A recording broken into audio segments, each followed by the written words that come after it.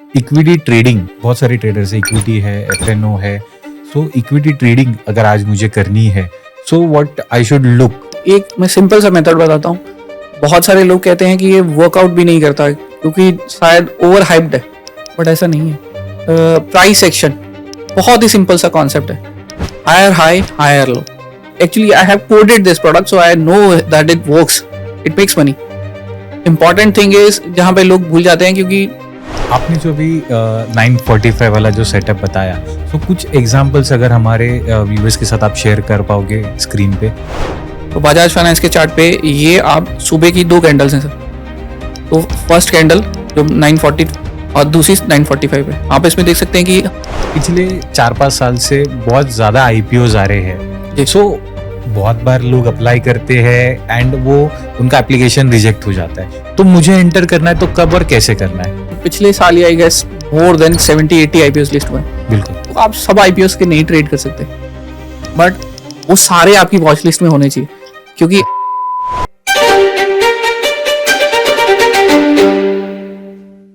Welcome to another episode of technically speaking with Ventura. इस series का purpose simple है। अगर आप एक एक्टिव ट्रेडर हो, चाहे इंट्राडे हो या फिर एफएनओ, तो आपको एक real decision making, real process और रियल डिसिप्लिन समझने का मौका मिले। No hype, no shortcuts.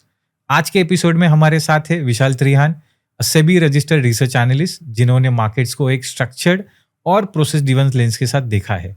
विशाल का फोकस ओपिनियंस या फिर प्रेडिक्शंस पे नहीं है, बल्कि वो एक ट्रेडिंग स्ट्रक्चर, रिस्क मैनेजमेंट और रिपीटेबल सेटअप्स पे है। इस कॉन्वर्सेशन में हम चार्ट्स के थ्रू समझेंगे एक डिसिप्लिन ट्रेडर मार्केट को कैसे रीड करता है, ट्रेड्स कैसे प्लान करता है और कौन से सिचुएशंस में ट्रेड अवॉइड करता है। So let's get started. Hello Vishal, welcome to technically speaking. Hi Sachin, thanks for having me here. Yeah so let's start with your journey. आपकी ट्रेडिंग जर्नी कैसे स्टार्ट हुई? So I will say trading journey actually मतलब जब मैं college में था तो वहीं से ही मैं कहूँगा कि स्टार्ट हो गई, because my father was into investing. तो वो भी उस ज़माने में जब पेपर ट्रेडिंग होती थी, तो हमारे पास एसबीआई के शेयर पेपर होते थे, पीएनबी के होते थे। तो जैसे जैसे ही हम ग्रो किए, तो over the period of time commerce में मेरा बैकग्राउंड का, तो वहाँ से एक शुरू हुआ कि हाँ मेरे को बैलेंस शीट्स रीड करनी है, फाइनेंशियल रीड करनी है। That's how I ventured into this one. और जब मैं अपने कॉलेज में था, तो फादर का डीमैट अकाउंट्स हमने खुलवाए। तब ऑनलाइन ट्रेडिंग सब शुरू हो चुकी थी, तो हमने पेपर्स को कन्वर्ट करवाया। That was a journey in itself, क्योंकि आपको स्टैम्प्स की ज़रूरत पड़ती है उन पेपर्स को डीमेटेरियलाइजेशन के लिए भेजने के लिए। तो I have been into this for quite long, I will say. MBA करने पहुँचे, वहाँ पे भी फ्रेंड्स ऐसे थे, 1-2 मारवाड़ी भी थे। तो उनको वैसे ही इस चीज़ के लिए मतलब उनके जीन्स में ही है, हम कह सकते हैं। तो वहाँ से एक अजीब सी ही चीज़ हो जाती है कि हाँ आप उनके सर्कल में आ जाते हो, तो वहाँ से भी वो पिकअप होना शुरू हो जाता है। Then over the period of time मैं वर्किंग क्लास में आया, तो मेरा काम था कि प्राइवेट इक्विटीज़ के लिए इन्वेस्टमेंट पिच बुक्स बनाना। तो वहाँ भी हम यही स्टडी करते थे। मेरे सर्कल में हमारे पास जितने भी 3-4 लोग थे, तो उनको भी इन्वेस्टिंग करने का शौक था। तो over the period of time मेरी जर्नी वैसे ही रही, और फाइनली 2016-17 के करीब, because I started even reading, कि मैंने बुक्स रीड करनी शुरू करी कि इन्वेस्टमेंट्स टॉपिक्स के ऊपर, ट्रेडिंग टॉपिक्स के ऊपर, ताकि ये सारी की सारी चीज़ें सीख सकें। तो now it has been over the period of time, I guess mutual fund से हम स्टॉक्स में आ गए, स्टॉक से हम डेरिवेटिव ट्रेडिंग में आ गए, और फाइनली पिछले 2.5-3 साल से मैं एल्गो ट्रेडिंग में हूँ। ओके। सो जब आपने स्टार्ट की थी आपकी first investment then trading journey, तो तब से लेके तब मार्केट कैसा था और अब मार्केट कैसा है? आई थिंक सो चेंजेस तो बहुत सारे हैं, क्योंकि हम देख सकते हैं कि over the period of time हमारे पास डीमैट अकाउंट होल्डर्स ही बहुत सारे बढ़ गए हैं। तो तब हम जब ट्रेडिंग करते थे, तो आप समझ लीजिए कमीशन बेसिस पे वो ट्रेडिंग चलती थी। तो इट वाज लाइक कि हाँ कभी कभार हमें लिमिट एनहेंस करने के लिए हमारा ब्रोकर हेड ऑफिस में कॉल करता था कि ये इनको लिमिट दे दी जाए।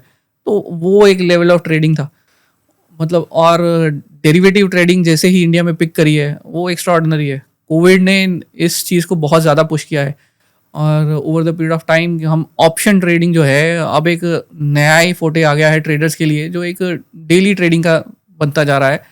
पहले लोग ट्रेडिंग करते थे तो वो भी स्टॉक्स में ही करते थे, but now entirely it's cap has changed. Brokers बहुत सारे जो फैसिलिटीज़ दे रहे हैं, फीचर्स दे रहे हैं उनको ट्रेड अप करने के लिए, डेटा जो क्रिएशन हो रहा है, बहुत सारे ऐप्स हैं जो आपको डेटा दे रहे हैं on the tips on the real time basis. तो उस चीज़ ने पूरी की पूरी ट्रेडिंग साइनेरियो को बहुत ज़्यादा चेंज कर दिया है। जी, जी, जी। सो हमें आप बताएँगे कि मतलब आपकी डे जर्नी कैसे स्टार्ट होती है? कि मान लीजिए कि कल मार्केट शुरू होने वाला है, तो आपकी प्रिपरेशन कैसे स्टार्ट होती है? See over the period of time I have learned आप प्रिडिक्ट नहीं कर सकते। तो बहुत सारे मेरे को ये सवाल ज़रूर पूछते हैं कि आपको क्या लगता है? तो मैंने इस सवाल का जवाब ही देना बंद कर दिया। लगता है नहीं होता है। इट्स ऑल अबाउट कि डेटा क्या कहता है। जी, तो मेरी साइकोलॉजी अब उस लेवल पर पहुंच गई है कि जहाँ पे मैं प्रेडिक्ट नहीं करता हूँ मार्केट को। तो हाँ, हम देखते हैं कि बहुत सारे लोग या चाहते हैं कि हम कल के लिए डिसाइड करके रखें कि हाँ ये लेवल्स होंगे तो ये ट्रेडिंग होगी। नो, तो मेरे लिए वो चीज़ें पूरी की पूरी अब सारी ऑटोमेटेड, क्योंकि मैं एल्गो ट्रेडिंग में हूँ। तो मेरा फुल्ली स्कोप जो है वो एल्गो ट्रेडिंग ही होता है। तो मैं सुबह सिर्फ इतना ही अपना टर्मिनल्स ओपन करता हूँ, अपने एल्गो ट्रेडिंग अकाउंट्स को लॉगिन करता हूँ और उनको छोड़ देता हूँ, क्योंकि डेटा ऑलरेडी डिसाइडेड है कि मेरे को क्या सिनेरियो होगा और कैसे ट्रेडिंग शुरू होगी। तो मैं सुबह सिर्फ एक ही चीज़ देखता हूँ, हमें निफ्टी का चार्ट खोलना है और मेरे को 2 मिनट के चार्ट पे एक 917 का level as a reference point mark कर लेना है। जी, that's end of the story. जी, इसके बाद सिर्फ मैं ये चेक करता हूँ कि एल्गो प्रॉपरली चल रहे हैं या नहीं। रेस्ट जी, ऑफ द डे इट जी, will take care their own course. उसमें कोई भी मैनुअल इंटरवेंशन नहीं है। तो this is the only thing which I am doing these days. So हमारे व्यूअर्स के लिए अगर आप बता पाएँगे कि इक्विटी ट्रेडिंग अगर किसी को आज लेट्स से कि बहुत सारे ट्रेडर्स हैं, इक्विटी है, एफएनओ है। सो इक्विटी ट्रेडिंग अगर आज मुझे करनी है, so what I should look कि अगर मैं सुबह आता हूँ, मार्केट खुली हुई है, तो मुझे क्या-क्या स्टेप्स लेने चाहिए? आप कोई स्ट्रैटेजी सजेस्ट करो कि one should how look at the market and what strategy जो उसको हेल्प करेगी एक ट्रेडिंग के लिए for the day trading. Equity trading में आपको एक मैं सिंपल सा मेथड बताता हूँ। बहुत सारे लोग कहते हैं कि ये वर्कआउट भी नहीं करता क्योंकि शायद ओवर हाइप्ड है, बट ऐसा नहीं है। प्राइस एक्शन बहुत ही सिंपल सा कॉन्सेप्ट है, हायर हाई हायर लो। जब आपका actually I have coded this product so I know that it works, it makes money. Important thing is जहाँ पे लोग भूल जाते हैं क्योंकि उनको रोज पैसा बनाना है। तो आप अगर ऐसी स्ट्रैटेजी बनाने की कोशिश कर रहे हो जो रोज आपको पैसा देगी, तो ये मिथ है। There is no holy grail in the market except from the fact कि आप सिर्फ अपना रिस्क मैनेज करते हो और पोजीशन साइजिंग मैनेज करते हो। अगर आप एक रूल बना लो कि हमें ये चीज़ फॉलो करनी है डे टू डे बेसिस, तो आप अगर उसको फॉलो करोगे और आपके पास 50% का भी विन रेट आ जाएगा ना सर, तो आपका रिस्क रिवॉर्ड अगर 1.5 और 2 है, तो आप तब भी मार्केट में प्रॉफिटेबल हो जाओगे। तो मैं जब भी किसी से डील करने की कोशिश करता हूँ, मैं उनको यही समझाता हूँ, आपको स्ट्रैटेजी सीखने से पहले ये सीखना ज़रूरी है कि आपका माइंड सेट कैसे उसी चीज़ को सेट करेगा। साइकोलॉजी अगर सेट हो गई, आपको पता है कि आपने इस स्ट्रैटेजी को day in and day out follow करना है, तो आप पैसा बना पाओगे। मोस्ट ऑफ द ट्रेडर्स सबसे बड़ी प्रॉब्लम ये आती है कि वो हर रोज़ एक नई चीज़ सीखने चले जाते हैं। तो आप हर एक चीज़ को नई नई सीख नहीं सकते। मैं एग्जांपल देता हूँ, मैं पिछले 2.5 साल से सिर्फ इंडाइसिस को कोड कर रहा हूँ और कुछ नहीं। तो मैं डे इन डे आउट मैं यही स्टडी करता हूँ कि निफ्टी के चार्ट पैटर्न्स कैसे बनते हैं, डेटा पॉइंट्स कैसे आते हैं और मैं डेटा पॉइंट्स को लेके कैसे रूल बना सकता हूँ।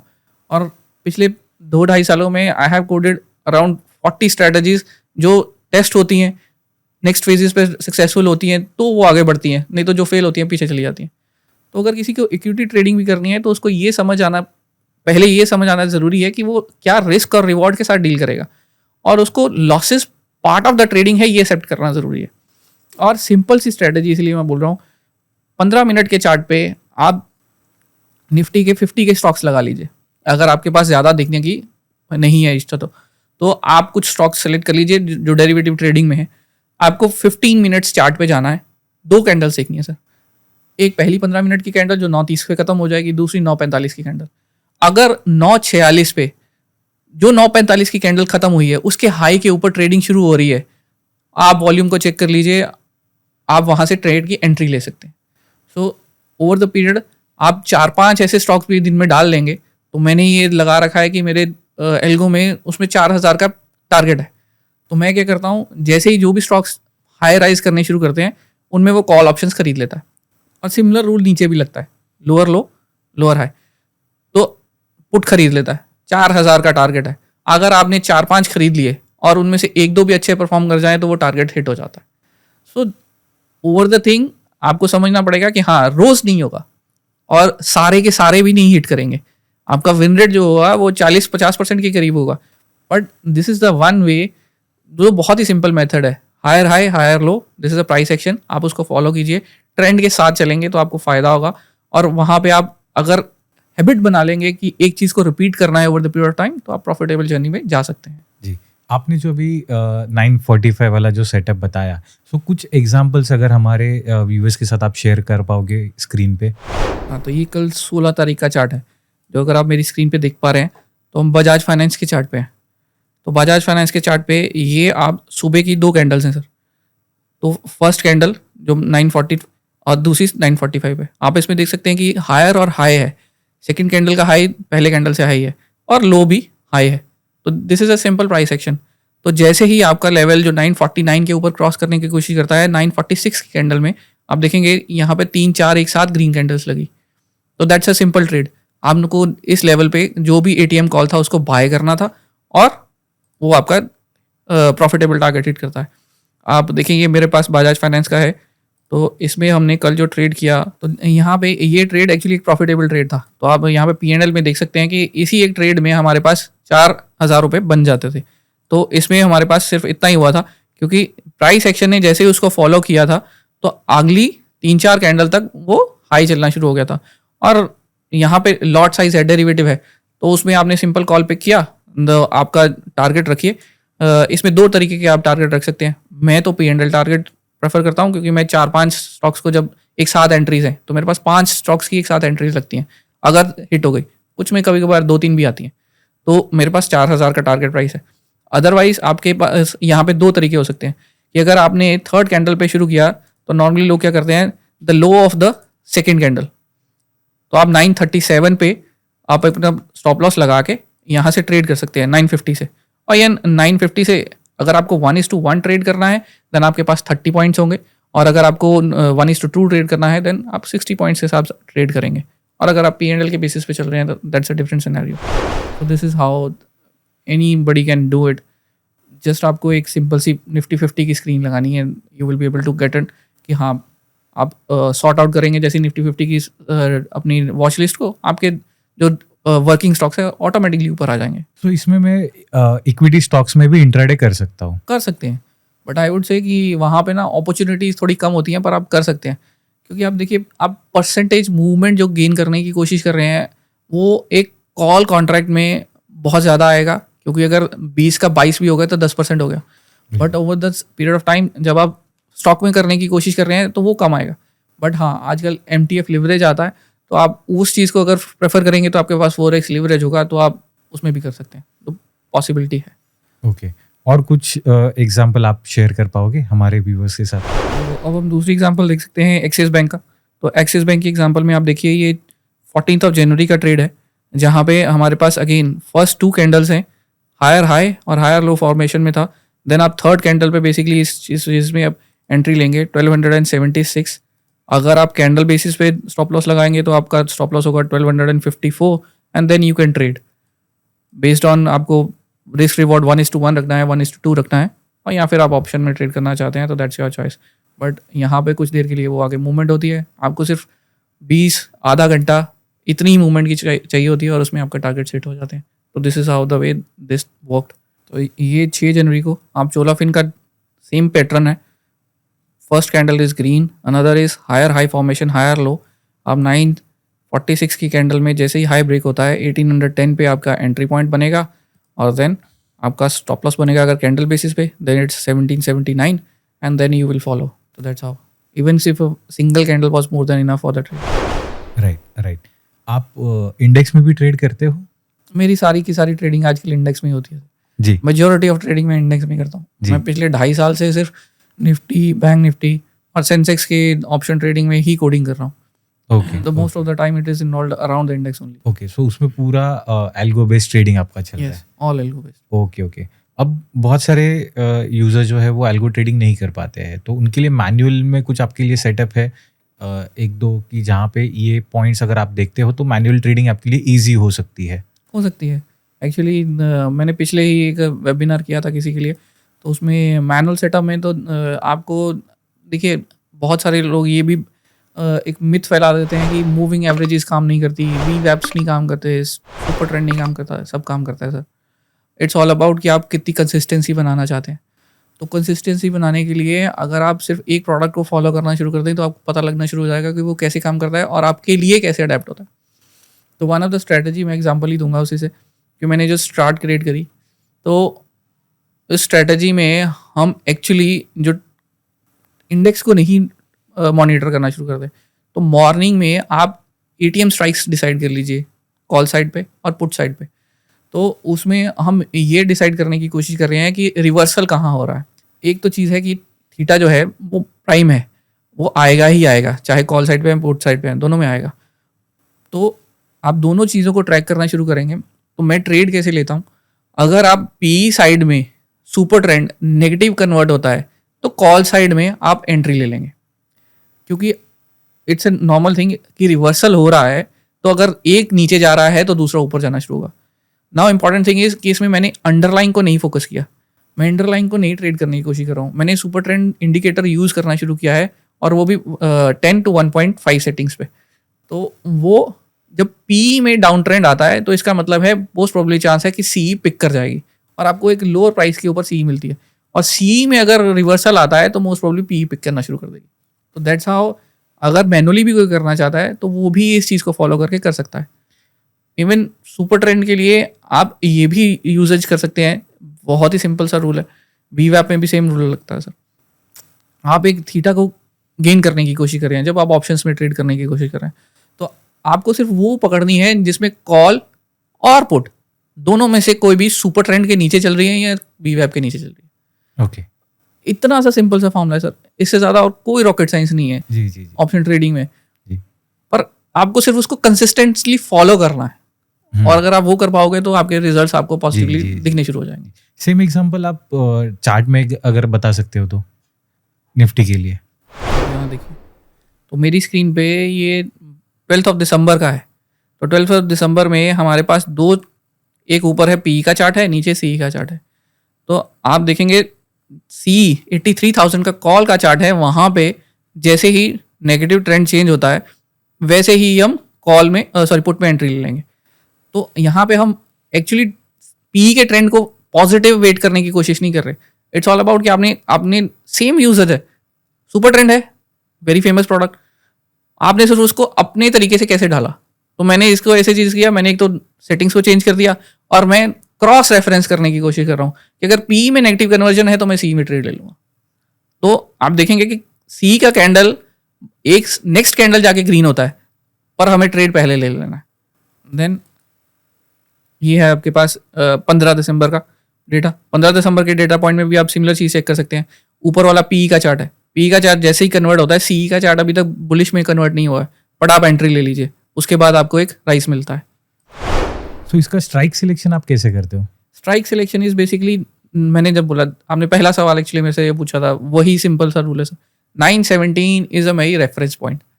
निफ्टी के चार्ट के ऊपर आप सेंसेक्स कर रहे हैं, आप बैंक निफ्टी कर रहे हैं, किसी भी इंडेक्स में आप पकड़ते हैं, आपका 917 एक रेफरेंस लेवल है। आप 920 भी बना लीजिए, 918 बना लीजिए, 930 बना लीजिए, चॉइस इज योर्स। आपको सिर्फ एक बेंचमार्क लेवल चाहिए कि उस लेवल के अकॉर्डिंगली क्या होना शुरू होगा। तो मैं 917 का बेंचमार्क लेवल पकड़ता हूँ, और उसके 1 अप 1 बिलो, तो आप OTM 1 CE और PE स्ट्राइक्स डिसाइड कर लेते हैं। उसके बाद मेरे को दिन में ATM स्ट्राइक्स नहीं देखनी, सिर्फ ये 2 स्ट्राइक्स हैं जो मेरे लिए आज इंपॉर्टेंट है, मेरे को सिर्फ इसी में ट्रेड करना है। तो अगर उसमें आप वेट करोगे और आपको ट्रेड मिलेगा तो आप ट्रेड ले लोगे, अगर नहीं मिलेगा तो आप दिन छोड़ दोगे।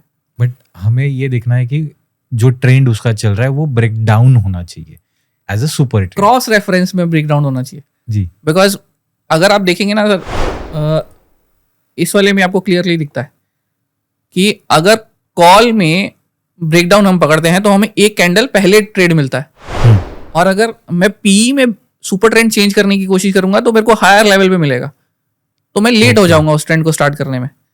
तो इसलिए मैंने बोला आपको क्रॉस रेफरेंस करेंगे, तो ये स्ट्रैटेजी में क्रॉस रेफरेंसिंग होती है। आप पुट में ट्रेंड चेंज होता है तो कॉल में एंट्री ले लेते हैं, कॉल में ट्रेंड चेंज होता है तो पुट में एंट्री ले लेते हैं। ये काफी अलग या फिर यूनिक तरीका है कि Yes. जहाँ पे आप अपोजिट डायरेक्शन कैच करने के लिए आप यहाँ पे अलग से ट्रेड कर रहे हो. Yes. सो फिर इसमें रिस्क रिवॉर्ड आप कैसे प्लान करते हो? रिस्क रिवॉर्ड तो हमारा इसमें दो तरीके से प्लान आउट होता है. एक मैंने अभी बताया जो हम यूज़ कर रहे हैं कैंडल स्टिक्स बेसिस पे. आप लास्ट 2 कैंडल का लो पकड़ लीजिए, आपका वो हो गया. अदरवाइज आप सुपर ट्रेंड को भी, क्योंकि सुपर ट्रेंड तो चेंजिंग ATR मूविंग तो वो आगे बढ़ता जाएगा, आप उसको भी सुपर लगा सकते हैं. देन हमारे पास आप प्रॉफिट ट्रेंड लगा के रखेंगे. देन उसको ट्रेल करने का भी तरीका है कि अगर आपने प्रॉफिट लगा लिया, मान लीजिए 3,000 का दिन का प्रॉफिट आपको लेना है, तो आपकी अगर कंडीशन 1,000 रुपये में आपकी प्रॉफिटेबल सिचुएशन पे चले गई, तो मैं स्टॉप लॉस को 0 ले आऊँगा. आई डोंट वांट कि वहाँ पे रिवर्सल आए और मेरे को आज का दिन नुकसान हो. तो एक वो तरीका हो गया. पर मैं ओवरऑल स्टॉप लॉस भी लेके चलता हूँ. तो मेरे को 2,000 से नीचे का स्टॉप लॉस चाहिए. तो अगर 2,000 लग गया तो मेरा दिन बंद है, क्योंकि मैं 3,000 कमाने की कोशिश कर रहा हूँ. मैं 3,000 नहीं कहूँगा, मेरा रिस्क टू रिवॉर्ड 1:2 ऊपर होना चाहिए. तो आप 2,000 का, 1,500 का, जितना आप कंफर्टेबल होंगे वो आप लगाएंगे. ओवर द पीरियड आप इसको एक्सपीरियंस करेंगे कि ये सेटिंग बैठ जाएगी, तो देन विल बी फ्लो बन जाएगा. सो मतलब आपके हिसाब से 80% जो काम होता है वो साइकोलॉजी का होता है और 20% स्ट्रैटेजी का होता है. जी. आप एक ही स्ट्रैटेजी पकड़िए, आप आपकी साइकोलॉजी डेवलप कीजिए Yes. सो दैट वो जो सेटअप या फिर जो स्ट्रैटेजी आप बता रहे हो या फिर कोई भी यूजर के पास है तो वो उसका जरूर काम करेगी. करेक्ट? जरूर करेगी सर. प्रॉब्लम यही है, क्योंकि मैंने पहले भी बोला, लोग ना जंप करते हैं, वो हर दिन एक नई चीज़ सीखने की कोशिश करने चले जाते हैं. अगर आप एक ही चीज़ को मास्टर नहीं कर पाओगे तो आप 10 चीज़ों को कैसे मास्टर कर लोगे? तो अगर वहाँ पे आप कोई भी यूज़र, कोई भी ट्रेडर, कोई भी इन्वेस्टर इस चीज़ को रिस्ट्रिक्ट कर लेंगे ना सर, तो वो कामयाब हो जाएगा. सो कोई एक ऐसा दिन जिस दिन आप मार्केट के देख रहे हो जिसने आपकी पूरी ट्रेडिंग स्टाइल ही चेंज कर दी, कभी ऐसा हुआ है? I couldn't able to remember, but हाँ, आप क्वेश्चन जरूर करते हो कि हाँ ये प्रोडक्ट काम कर रहा है कि नहीं कर रहा है. जी जी तो जी. वो सिनेरियो होता है. बट वहीं पे मैं अब वही, मतलब over the period of time जब आप एक चीज़ करते रहते हैं ना, तो आप अपने आप को कंडीशन कर लेते हैं कि हाँ आप क्वेश्चन ज़रूर करेंगे, आप उसको इंट्रोस्पेक्ट करने की कोशिश करेंगे कि यार ये काम कर रही है या इसको चेंज करने की ज़रूरत है. बट समहाउ बाद में वो एक शायद वो हैबिट ही डेवलप हो चुकी है कि प्रोसेस में इतना विश्वास बैठ जाता है कि नहीं चेंज करना. वो पहले काम कर रहा था, आज नहीं किया, कोई नहीं, कल फिर से काम करेगा. तो just leave it, let it work it out. क्योंकि डेटा बेस्ड ट्रेडिंग जो है ना सर, वो इंटायरली डिफरेंट स्पेक्ट्रम पे है. अगर आपको एक डेटा एक दिन इंडिकेशन दे रहा है तो बाय है, तो बाय है. आप उसको क्वेश्चन मत कीजिए कि हाँ आज मेरे को नहीं अच्छा लग रहा तो मैं नहीं करूँगा, क्योंकि प्रोबेबिलिटी है, मैथमेटिक्स है. Trading nothing but maths. तो प्रोबेबिलिटी थ्योरी सिंपल सी ये कहती है, जैसे ही आपका सैंपल साइज बढ़ेगा तो आपका सब कुछ एवरेज आउट हो जाएगा. तो अगर आपका रिस्क रिवॉर्ड आपके फेवर में है, वो एवरेज आउट हो जाएगा. आपने 50% पे भी एक सही काम कर दिया ना सर, तो भी अगर रिस्क रिवॉर्ड 1:5 है तो भी आप पैसा बनाओगे. तो जिस दिन आप ये इस चीज़ को एक्सेप्ट कर लोगे ना, तो आप अपने प्रोसेस को क्वेश्चन नहीं करोगे, तो आपको चेंज नहीं करना पड़ेगा प्रोसेस. आपका कॉन्फिडेंस रहेगा और वो चलता रहेगा. जी. सो आपने हमारे साथ इक्विटी ट्रेडिंग शेयर की, FNO ट्रेडिंग भी शेयर की एंड पिछले 4-5 साल से बहुत ज़्यादा IPOs आ रहे हैं. जी. सो बहुत बार लोग अप्लाई करते हैं एंड वो उनका एप्लीकेशन रिजेक्ट हो जाता है, तो उनको बहुत ऐसा डीमोटिवेट जैसा फील होता है. तो आप कुछ स्ट्रैटेजी अगर कुछ बता पाओ कि मान लीजिए कि मैंने IPO अप्लाई किया और मुझे लगा भी नहीं, तो मुझे एंटर करना है तो कब और कैसे करना है? यहाँ पे एक बहुत ही बढ़िया चीज़ काम करती है अगेन, बट हाँ पेशेंस आपको बहुत ज़्यादा चाहिए. मतलब पिछले साल ही I guess more than 70-80 IPOs list हुए हैं. बिल्कुल. तो आप सब IPOs के नहीं ट्रेड कर सकते, बट वो सारे आपकी वॉच लिस्ट में होने चाहिए. क्योंकि अच्छा. अगर आप किसी चीज़ को ट्रेड करने की कोशिश कर रहे हो, तो आपको पहले तो स्टॉक सिलेक्शन करना है. आपको कभी भी शुरू करने से पहले ये डिसाइड करना है कि हाँ मेरे को निफ्टी 50 की वॉच लिस्ट में काम करना है, मेरे को निफ्टी 200 में काम करना है, मेरे को निफ्टी 500 में काम करना है, या फिर मेरे को IPO में करना है. जितनी देर तक आप अपनी सिलेक्शन नहीं बनाओगे ना, तो आपको कभी भी समझ नहीं आएगा कि आपको कौन सा प्रोडक्ट पकड़ना है. तो इसलिए अगर आपके पास पिछले 1 साल के सारे IPOs हैं, तो ये बिकम आपकी वॉच लिस्ट बन गई. देन उसमें आपके पास कुछ सिंपल से रूल हैं जो मैं आपको शेयर कर देता हूँ. हम यहाँ पे करने की कोशिश क्या कर रहे हैं, basically demand and supply decides what the price will behave.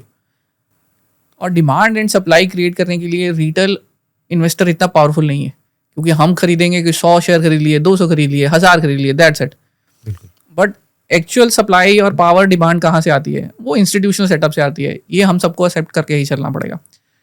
पर आईपीओस में ये एक बहुत ही अच्छी चीज़ है कि जब भी कोई आईपीओ आता है वहाँ पे हमें सब्सक्रिप्शंस का नंबर पता लगता है कि रिटेल कैटेगरी में कितना हुआ, क्यूआईबी में कितना हुआ। तो क्यूआई बेसिकली इंस्टीट्यूशनल बायर है। तो अगर कोई बायर, इंस्टीट्यूशनल बायर खरीदने आएगा तो वो 100,000 शेयर नहीं खरीदेगा, वो 10,000 लाख शेयर एक साथ खरीदेगा। और हम ये भी एक्सपेक्ट करते हैं कि वो रोज खरीदने के बेचने वाला बनने से नहीं है, वो वहां पे खरीदने आया है तो वो उसको रखेगा, उसके लिए वो इन्वेस्टमेंट है। तो चाहे म्यूचुअल फंड्स हो, चाहे इंस्टीट्यूशनल इन्वेस्टर्स हो, चाहे हमारे जो स्टार इन्वेस्टर्स होते हैं वो भी खरीद के रखते हैं तो उनको लंबे पीरियड के लिए। तो पहली चीज़ तो ये, तो आपको ये ट्रैक करना है कि कितने आईपीओज में क्यूआईबी पोर्शन जो है वो 25 से ज़्यादा है, मल्टीपल से ज़्यादा है। तो अगर 25x से ज़्यादा है तो इसका मतलब है इंस्टीट्यूशनल्स का इस आईपीओ में इंटरेस्ट था। ना अब सबको तो शेयर मिल नहीं सकते, किसी ने 25x अप्लाई किया तो उसको एक ही मिलने वाला है, लॉजिक सिंपल सा डिक्टेट करता है। और आजकल तो जो होती है अलॉटमेंट्स वो भी लॉटरी बेसिस पे है, तो आपको एक ही लॉट अलॉट होगा, हाँ मैक्सिमम तो हो नहीं।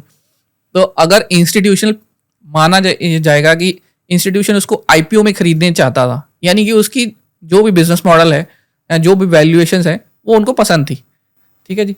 तो इट्स अ हाई चांसेस अगर उनको तब नहीं मिला तो वो ओपन मार्केट में खरीदने की कोशिश करेंगे।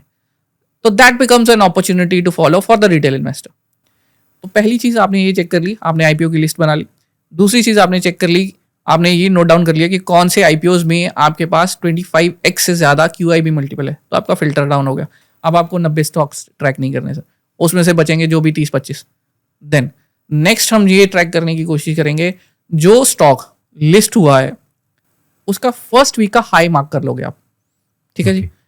और इसके आगे जो स्टॉक इनिशियली रन अप करने शुरू कर देंगे वो मोस्ट प्रोबेबली कोई नहीं पकड़ पाएगा, तो इसलिए हम उसको भी फिल्टर आउट कर लेंगे। तो हम पहले पकड़ेंगे जो नीचे जा रहे हैं, क्योंकि रिटेल इन्वेस्टर उसको बेचना शुरू करेगा। अब क्वालिफाइड इंस्टीट्यूशनल इन्वेस्टर जो है वो जब एंट्री मारेगा वो तब होगा, वो हम उसको कोरिलेट करने की कोशिश करेंगे जो फर्स्ट वीक का कैंडल का हाई है वो कब ब्रेक होता है, वो चाहे दूसरे हफ्ते में हो, तीसरे में हो, 4 हफ्ते में हो, 5 में हो, चाहे 16 में, जिस भी हफ्ते में हो जाके। तो हमें उस चीज़ को ट्रैक करना है। तो हमने 3-4 फिल्टर ऑलरेडी लगा लिए, आपके पास स्टॉक सिर्फ बचेंगे 20-25। नाउ आप उसको वीकली कैंडल्स पे जाके बस उसको ट्रैक करते रहिए। आप सैटरडे संडे को 2 घंटे लगाएंगे, आपको इतना पता लग जाएगा कि कौन सा स्टॉक जो है यहाँ पे ब्रेकआउट के पॉसिबिलिटी में। देन आपको अगले दिन सिर्फ मंडे को बैठ के सिर्फ उसी को ट्रैक करना है।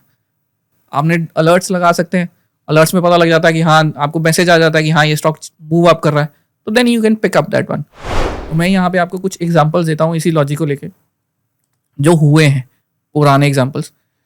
तो ये आज एक स्टॉक लिस्ट हुआ था जो बेसिकली बिल्डिंग मटेरियल की कंपनी थी।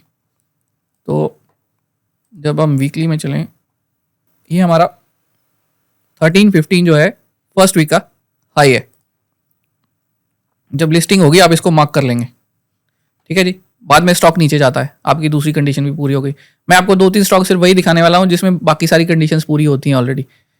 तो यहाँ पे हमने मार्क कर लिया, स्टॉक नीचे गया। आप थर्ड वीक में जाके देखेंगे यहाँ पे बुलिश मूव आ गया। तो आप देखिए थर्ड और फोर्थ वीक तक वॉल्यूम कंटिन्यू कर रहा है। यहाँ पे आपके पास स्टॉक का मोमेंटम है, तो आप देखेंगे कि मोमेंटम इंडिकेटर्स भी पॉजिटिव होंगे। मोस्ट प्रोबेबली आपकी एंट्रीज वहीं बनेगी जहाँ पे RSI लेवल जो है वीकली चार्ट्स में 4 पीरियड पे 14 नहीं है, क्योंकि डेली में हम 14 यूज़ करते हैं। अगर मैं वीकली में 14 यूज़ करने जाऊँगा तो बहुत लंबा पीरियड हो जाएगा, तो पॉसिबल नहीं है। That's why reduces it to 3, 4, 6, 5 जो आपका कंफर्टेबल है। मैं यूज़ करता हूँ 4, तो वो भी आपका पॉजिटिव जोन में कन्वर्ट हो जाएगा। तो देन आपकी यहाँ पे एंट्री बनती है इस स्टॉक में 1346 पे। तो देन इट मूव्स, क्योंकि वहाँ पे फॉलो ऑन एक्शन जो है अगर आता जाएगा प्राइस भी देखिए सिंपल सा लॉ है, अगर कोई चीज़ चल रही है ना वो चलती रहेगी जितनी देर तक उसको कोई आगे से आगे रुकेगा नहीं। तो ये स्टॉक प्राइसेस में भी ये फॉलो होता है। It's a simple is that. तो यहाँ पे आप इजीली 30, 40, 50% तक के मूव पकड़ सकते हैं। देन यू स्टार्ट ट्रेलिंग करने के लिए सिंपल मूविंग एवरेज काफ़ी है जी। बहुत सारे लोग इस वीडियो को क्रिटिसाइज करते हैं कि मूविंग एवरेजेस किसी काम का नहीं। अरे काम करते हैं सर, आपको सिर्फ उसको अडेप्ट करना है। आपको वीकली पे जाके सिंपल मूविंग एवरेज बनाइए, 8 पीरियड का डाल लीजिए, 7 पीरियड का डाल लीजिए, 8 पीरियड का डाल लीजिए, जितना आप कंफर्टेबल हैं। देन उसको ट्रेल करना शुरू कर दीजिए। अगर आपका टारगेट है 20, 25, 30% आपको उसको बुक करना है तो आप उसको बुक कर लीजिए, नहीं तो जब वो सिंपल मूविंग एवरेज की लाइन को क्रॉस करेगा तब बुक कर लीजिए। और आप इसको कंटिन्यू भी कर सकते हैं कि अगर फिर से उसके ऊपर जाए तो फिर से आप ले लीजिए। मैं और एग्जांपल देता हूँ आपको, ये लीजिए मैनकाइंड फार्मा कंपनी लिस्ट हुई थी। फर्स्ट वीक का कैंडल आपने मार्क कर लिया, 1438 का लेवल था, नेक्स्ट वीक डाउन था, उससे नेक्स्ट वीक भी डाउन था, फोर्थ वीक में आके हमारे पास ब्रेकआउट आ जाता है।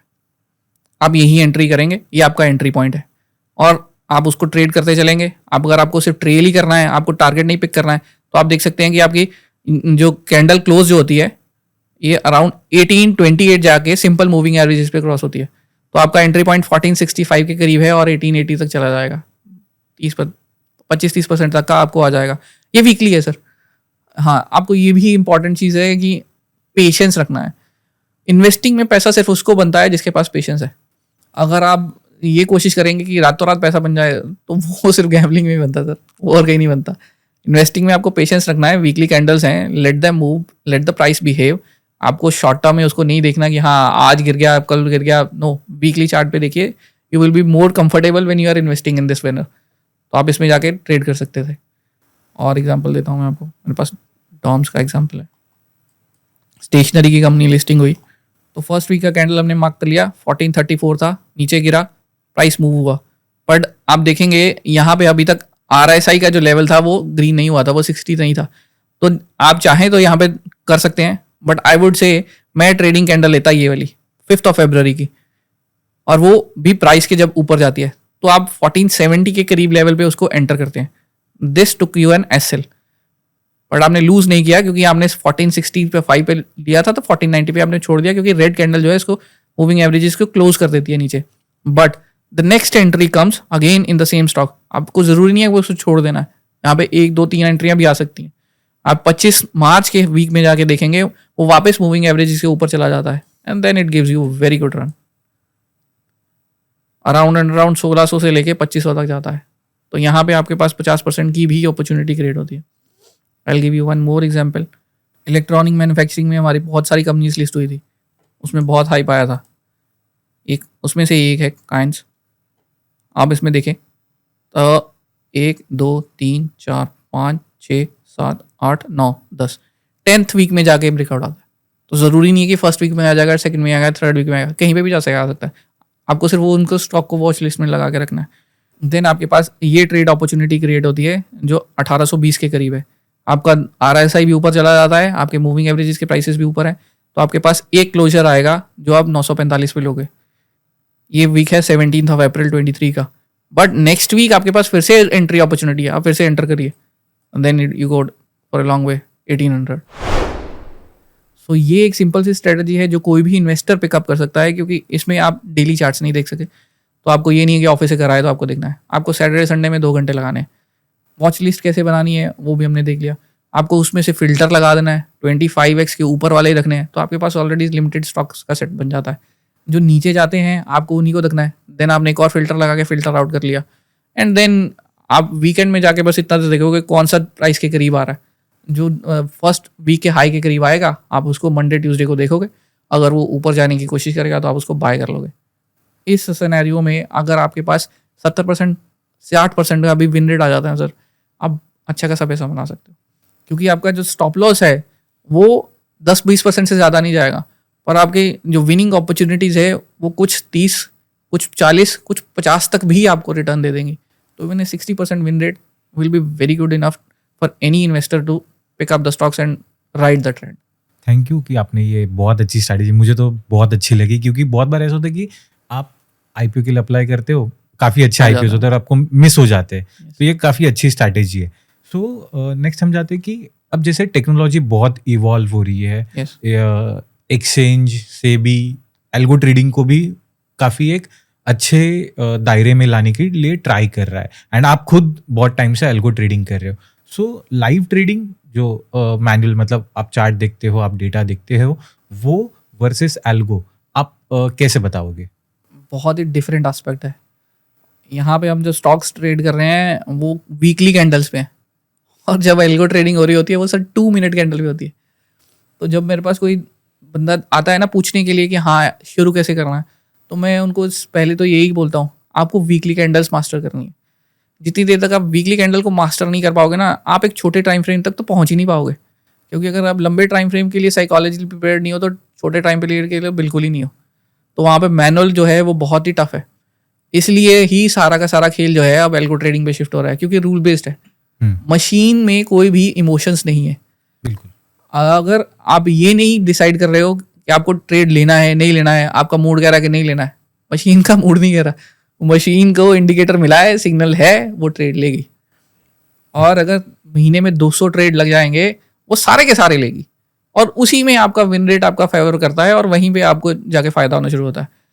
तो एल्गो ट्रेडिंग इसलिए बहुत ज़्यादा पिक कर रही है, क्योंकि डे ट्रेडिंग में मैंने पहले भी आपने पूछा कि हाँ स्टॉक्स में कर सकते हैं स्टॉक्स में, बट आपको जो परसेंटेज गेन मिलता है वो स्लो होता है।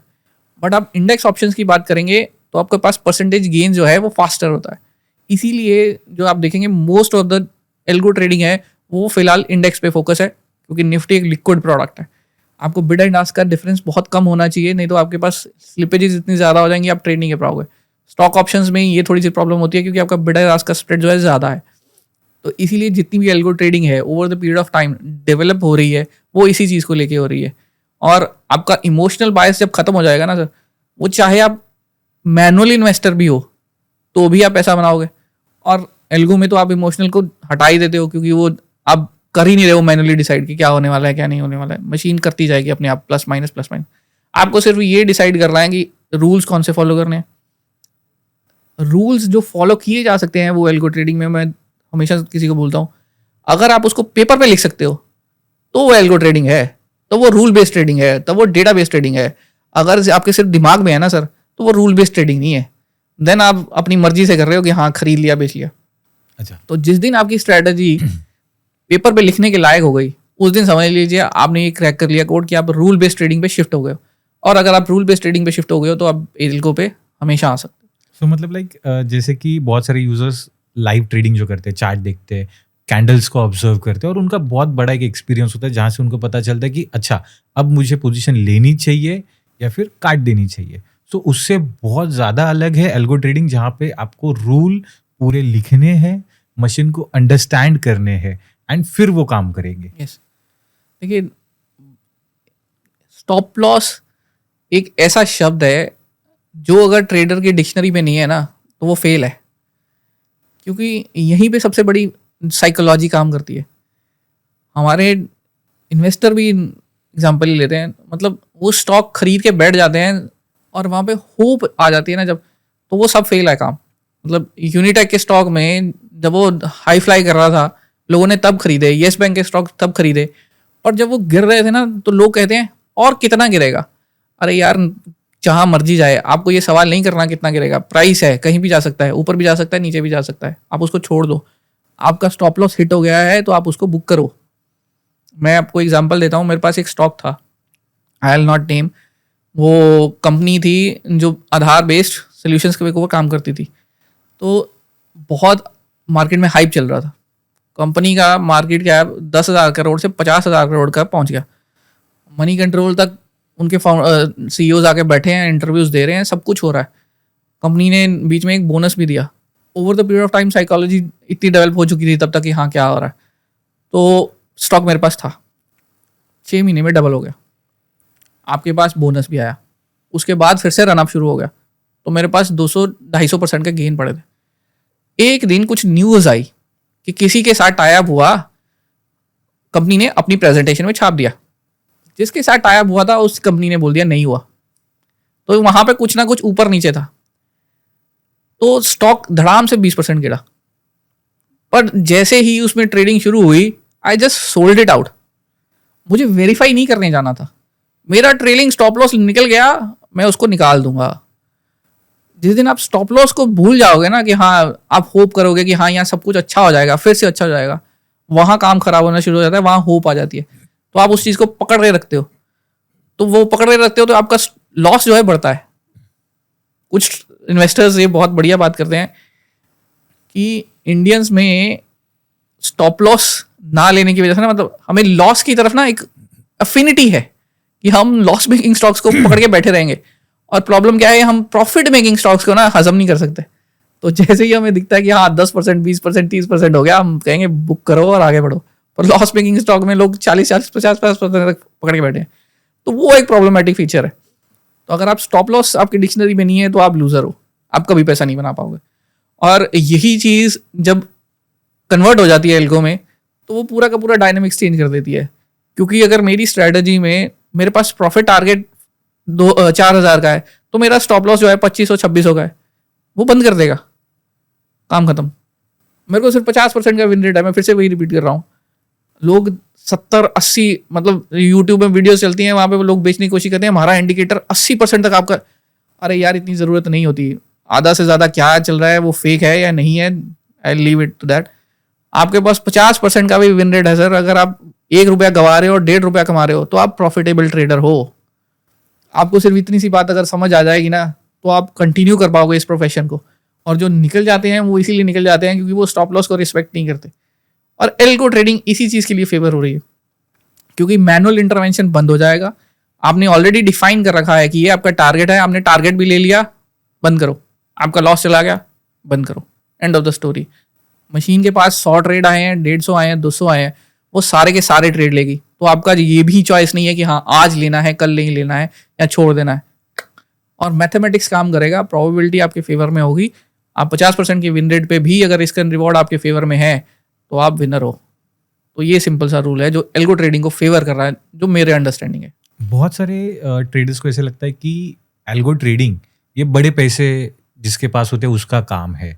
आपका इसके ऊपर क्या व्यू है? I don't know sir, I will से 2 थॉट्स टू इट, कि बड़े पैसे से ज़्यादा पैसा बनाया जा सकता है, ये थोड़ा इलॉजिकल सा है। क्योंकि मैंने ऐसे लोगों को देखा है सर, जो एक लॉट पे ट्रेड कर रहे होंगे ना, तो उनको 1000 रुपये का प्रॉफिट दिख रहा होगा तो वो हजम नहीं कर पाएंगे। तो जब वो लाख रुपए पे बैठे हैं, वो 10 लॉट पे तो कभी कर ही नहीं पाएंगे। और लॉस में भी ये थ्योरी बहुत बड़ी चीज़ है, क्योंकि मैं डील करता हूँ कुछ लोगों के साथ जो 1 करोड़ की कैपिटल लेके बैठा हुआ है। उसकी स्क्रीन पे अगर 1 लाख रुपए का नुकसान दिख रहा है, उसको पता है वो 1% है, उसको 1 लाख नहीं देखेगा। तो अगर आपका रिस्क मैनेजमेंट सिस्टम ये कहता है कि आप कभी भी ऐसे दिन में ट्रेड नहीं करोगे जो 2% से ज़्यादा नहीं होगा, तो उसके लिए 1 लाख फाइन है, ही विल स्टे। बट अगर ऐसा बंदा है जो सिर्फ 1 लॉट पे ट्रेड कर रहा है और उसको 1000 रुपये ही प्रॉब्लमेटिक शुरू हो जाएगा, तो वो परसेंटेज रिस्पेक्टिव, आपका पर्सपेक्टिव अगर चेंज नहीं होगा, आप उसको परसेंटेज में देखोगे तो ठीक, नहीं देख पाओगे तो वो गलत है। तो वहाँ पे एक प्रॉब्लमेटिक फीचर है। तो ये ज़रूरी नहीं है कि हाँ आपके पास बहुत ज़्यादा पैसा है तो आप कमा सकते हो। बट एक चीज़ है जो एल्गो ट्रेडिंग में प्रॉब्लमेटिक होती है, क्योंकि अगर आपके पास कैपिटल लो है तो आपके पास जो कॉस्ट है ना ट्रेडिंग करने की, इंडिया में बहुत ज़्यादा है सर, मतलब एक्सेसिव ही हो गई है। आपके पास एसटीटी का लेवल जो मैडम ने पिछले साल बढ़ा दिया, वो एक ऐसा प्रॉब्लम है कि आप कमा रहे हो, गवा रहे हो, आप एसटीडी भरे ही जा रहे हो, भरे ही जा रहे हो, भरे ही जा रहे हो। तो वो एक एसटीडी प्रॉब्लम है। देन हमारे पास 5-6 टाइप के तो टैक्स ही लगते हैं। हम जीएसटी भर रहे हैं, एक्सचेंज टर्नओवर टैक्स भर रहे हैं, स्टैम्प ड्यूटीज भर रहे हैं, पता नहीं क्या क्या भरे जा रहे हैं। तो वो अब आप 1 लॉट पे हो तो आपको वो चुभती है। बट आप जैसे ही उसको 5 लॉट पे चले जाओगे, आपकी ब्रोकरेज सेम है, आपका एक्सचेंज टर्नओवर का भी, क्योंकि वो करोड़ के ऊपर कैलकुलेशन होती है, तो वो भी रिस्पेक्टिवली एडजस्ट होना शुरू हो जाता है। तो आपकी कॉस्ट जो है वो एक लेवल तक नहीं जाती, बट आपका जो प्रॉफिट लेवल है वो ऊपर तक जाता है। तो वहाँ पे वो इंपॉर्टेंट है। बट अगर आपकी साइकोलॉजी नहीं है, आपको अलाउ कर रही है कि हाँ आप 1 लॉट के 1000 रुपये के शेयर, 1000 रुपये के लॉस को बर्दाश्त कर सको, तो आप 10 लॉट के 10,000 के शेयर को लॉस को तो बर्दाश्त कर ही नहीं सकते। तो यहाँ पे 2 एस्पेक्ट्स है, जैसे सामने वाला पर्सन उसको एडजस्ट करना है, that's how I will leave it. Okay, आपने जैसे बताया कि आपने अराउंड 40-50 स्ट्रैटेजीज डेवलप की फॉर एल्गो ट्रेडिंग। सो सबसे बड़ा चैलेंज आपके लिए क्या बना? Challenge over the period of time sir ये होता है कि देखिए, इंडियन मार्केट में ना कुछ स्ट्रक्चरल अप्रोच नहीं है। यूएस में आप जाएंगे तो वहाँ पे बहुत सारे ऐसे अकेडमीज हैं जो पढ़ाते हैं, और लोग वहाँ पे प्रोफेशन की तरह इस चीज़ को चूज़ करते हैं, वहाँ वो सीखते हैं और तब उतरते हैं। इंडिया में ये चीज़ ही उल्टी है। इंडिया में लोग उतर जाते हैं और फिर देखते हैं बाद में देखेंगे क्या हुआ। तो वहाँ पे एक बहुत ही अप्रोच की कमी है। तो मैंने जब स्टार्टिंग में बुक्स पढ़नी शुरू करी, वो भी इन्वेस्टिंग के ऊपर ही थी, यूएस ऑथर्स की थी, क्योंकि इंडियन ऑथर्स अभी तक उतनी डीपली लिखते नहीं। इंडियन ऑथर्स एग्जाम्पल्स नहीं शेयर कर रहे हैं, और यूएस ऑथर्स अपने पास डेटा ट्रैक करके रखते हैं और वो ही उनकी बुक्स में एग्जाम्पल बन के आता है कि हाँ ये रूल्स हैं और इस हिसाब से चलना है। तो इंडिया में ये कमी है। तो इस कमी की वजह से आपको स्ट्रैटेजीज नहीं पता कि क्या काम करती है क्या नहीं करती है। तो अगर आप शुरू कर रहे हो तो आपको टेस्ट करना है। तो देन आप वाइल्ड आइडिया सोचते हो कि क्या होगा। अब मैंने आपको ये एग्जांपल बताया सुपर ट्रेंड का। अब आधे से ज़्यादा जनता जो है वो सुपर ट्रेंड को निफ्टी के चार्ट पे लगा रही होगी, ट्रेड कॉल और पुट कर रही होगी, तो वो मिसमैच है। मैंने उसी चीज़ को इन्वर्स करके देखा। अगर मेरे को सीधे कैसे रूल नहीं आ रहा तो मैं इन्वर्स करके देखता हूँ, तो देन वो 3-4 मंथ तक वो चलेगी, तब मेरे को रिजल्ट्स मिलेंगे कि हाँ ये काम कर रही है। Over the period of time yes वहाँ पे एडजस्टमेंट्स होती हैं। मतलब एक स्ट्रैटेजी डेवलप करने के लिए ये नहीं है कि एक ही रातों रात हमने पता लग गई और हमने बस कोड कर दिया और वो चालू है। नो, एक स्ट्रैटेजी डेवलपमेंट जो है वो 4 to 5 मंथ्स का पीरियड है, जहाँ पे आप कंटिन्यूसली उस चीज़ को रिफाइन करते हो, क्योंकि आपके पास डेटा आता है, वो डेटा को रिएक्ट कर रहा है प्रोडक्ट। जैसे जैसे आपको डेटा आता जाता है आप उसको फाइन ट्यून करते चलते हो और देन आप लास्ट सिनेरियो तक पहुँचते हो। तो इसकी वजह से आपको बहुत सारे प्रोडक्ट टेस्ट करने पड़ते हैं, क्योंकि आपको नहीं पता कि हम क्या चलेगा क्या नहीं चलेगा, क्योंकि प्रेसिडेंट नहीं है। अगर तो हिस्ट्री हो ना तो हाँ किसी किताब में लिखा गया है कि हाँ ये चलेगी, हम उसको पकड़ के चला लेंगे, बट यहाँ पे प्रेसिडेंट नहीं है। इसलिए आपको बहुत सारी स्ट्रैटेजीज कोड करनी पड़ती हैं, बहुत सारी चीज़ें टेस्ट करनी पड़ती हैं, एंड देन फाइनली आप उसमें जो 10% का आपका फिल्टर आउट रह जाता है जो आपका कामयाब होता है, बाकी 90% डिस्कार्ड हो जाता है। तो ये एक चैलेंज है। अगर कोई बिगनर है, जैसे बहुत सारे प्लेटफॉर्म्स आ रहे हैं, खुद एक्सचेंज भी अब रेगुलेशंस लाना स्टार्ट करी है, और किसी को अगर फ्रेशली स्टार्ट करना है तो क्या उसके लिए स्टेप्स या फिर रूल्स होने चाहिए before coming into algo trading? Algo trading के लिए तो sir I am not sure कि क्या रूल होने चाहिए, बट हाँ अगर आप बेसिक इन्वेस्टिंग के लिए किसी को पूछेंगे तो रूल्स मैं सिंपल सी बात कहता हूँ, आपको पहले तो ये एक्सेप्ट करना है कि आपको सब कुछ नहीं सीखना है। फोकस, तो आपको सीखना है कि आपको फोकस करके सीखना है कि आपको इन्वेस्टिंग में जाना है और ट्रेडिंग में जाना है, क्योंकि ये दोनों चीज़ें आपस में नहीं चलती। एक वीकली कैंडल्स पे चल रही है, लोग मंथली कैंडल्स पे भी ट्रेड कर रहे होते हैं, और दूसरी 2 मिनट 5 मिनट टाइम फ्रेम पे चल रही है। तो पहले तो आप ये डिसाइड कर लीजिए कि आपके पास टाइम किस चीज़ के लिए है। एक जॉब वाला बंदा वो शायद नहीं कर सकता 2 मिनट की ट्रेडिंग पे, वो सिर्फ वीकली कर रहा है, तो वो वीकली कर रहा है तो वो इन्वेस्टिंग में रहे, उसको ज़्यादा कंफर्टेबल होगा। अगर आपके पास टाइम है तो आप देख सकते हो, तो आप ट्रेडिंग में आते हो जो ऑप्शन ट्रेडिंग वाली साइड है। तो ये तो एक फिल्टर आउट हो गया कि आपके पास टाइमिंग कैपेबिलिटी कितनी है। देन आपके पास नॉलेज कितना है। ये ऑप्शन ट्रेडिंग में एक बहुत ही इंपॉर्टेंट चीज़ है सर, ग्रीक्स। और मेरा मानना है कि अगर आपको ग्रीक्स नहीं पता है 5 और वो कैसे काम करते हैं तो आप ऑप्शन ट्रेडर नहीं बन सकते, आप भूल जाइए। बहुत सारे लोग कहते हैं कि हाँ हमने बस ऐसे ही इसको पकड़ा, ये ऊपर चढ़ रहा था खरीद लिया, ऐसा नहीं होता। अगर आपको ये नहीं पता कि आपका एटीएम स्ट्राइक का ग्रीक डेल्टा जो है 0.5 है और निफ्टी में 50 पॉइंट की मूव आएगी, तो आपका जो कॉल ऑप्शन है वो 25 पॉइंट मूव करेगा, तो आप कहाँ से उसका टारगेट और स्टॉप लॉस डिसाइड कर पाओगे? अगर आप निफ्टी के नंबर को रेप्लिकेट करने की कोशिश करोगे तो वो नहीं होगा, आप गलत कर रहे हो। और इसी चीज़ में अब बहुत सारे लूजर जो फंसते हैं वो out of the money call लेके बैठे होंगे और वो सारा महीना देखते रहेंगे कि हाँ बढ़ेगी बढ़ेगी बढ़ेगी बढ़ेगी। यार निफ्टी 200 पॉइंट बढ़ गई, आपने 500 पॉइंट दूर लेके बैठे हुए थे, आपका तो डेल्टा 0.10 है, कहाँ से मूव में आपको फायदा आ जाएगा? आप थीटा के अगेंस्ट काम कर रहे हो। अगर आपको ग्रीक्स ही नहीं पता तो आप ऑप्शन ट्रेडिंग नहीं कर सकते, ये मेरा मानना है। इसलिए मेरे पास कभी कोई पूछने आता है ना सीखना है तो मैं उसको पहला क्लास दे ही देता हूँ, आपको ग्रीक्स ही सीखने पड़ेंगे। आपको कैलकुलेशन सीखनी पड़ेगी कि आपकी स्ट्राइक की वैल्यू कैसे डिसाइड हो रही है। आपको ये जानना पड़ेगा कि इंट्रिंसिक वैल्यू क्या है, टाइम वैल्यू क्या है। आप क्योंकि टाइम वैल्यू को ट्रेड करने की कोशिश कर रहे हो अगर आप ऑप्शन सेलर हो, और अगर आप ऑप्शन बायर हो देन आप गामा को ट्रेड करने की कोशिश कर रहे हो क्योंकि आप मोमेंटम पुश करने की कोशिश कर रहे हो। तो अगर आपको ये सारी चीज़ें डायनेमिक्स नहीं है तो आप ऑप्शन ट्रेडिंग नहीं कर सकते। तो कृपया करके उसमें मत कूदिए। आपको उस नॉलेज को गैदर करना बहुत ही ज़रूरी है, बाद में नहीं पहले, क्योंकि आप पहले करोगे तभी आपको पता लगेगा कि हाँ आपने लॉस किया तो क्यों किया। देखिए मिस्टेक्स पार्ट ऑफ लाइफ है, आप कोई भी इसे डिनाई नहीं कर सकता। मतलब बड़ा सा बड़ा लीडर चाहे कोई पॉलिटिशियन हो, वो ये नहीं कह सकता कि उसने आज तक अपनी ज़िंदगी में कोई मिस्टेक नहीं किया। इंपॉर्टेंट चीज़ ये है कि उसने उस मिस्टेक को सीखा और रिपीट नहीं किया। सिर्फ यही चीज़ उनको डिफ्रेंशिएट करती है जो आम पब्लिक बैठी है, क्योंकि अगर हम सिंपली मिस्टेक को दोहराते जाएंगे उससे सीखेंगे नहीं तो वो कुछ नहीं हो सका। बट जो लीडर बन रहा है वो सिर्फ इसी चीज़ को देख के कर रहा है कि हाँ ये गलती हुई थी, इसे हमने ये चीज़ सीखी और ये रिपीट नहीं करनी। तो इसलिए ये इम्पॉर्टेंट है कि अगर कोई स्टार्ट करना चाहता है तो वो पहले बेसिक सीखे सर। और ऑप्शन ट्रेडिंग के बेसिक्स में तो आपको सीखना ही पड़ेगा कि हाँ ग्रीक्स कैसे काम करते हैं। इसके बगैर काम मत करने की कोशिश करिए, आप पैसा गंवाएंगे और कुछ नहीं होगा। Thank you so much Vishal ji, आपने हमारे व्यूअर्स के लिए equity trading, FNO, IPO and then algo, ये सारी बहुत सारी वैल्यूएबल्स जो आपका एक्सपीरियंस है वो शेयर किया। Thank you so much. Thank you. Thanks for tuning in. If you enjoyed this video, hit the like button and subscribe for more content that makes your financial journey smarter with Ventura. Investments in the securities market are subject to market risk. Read all the related documents carefully before investing.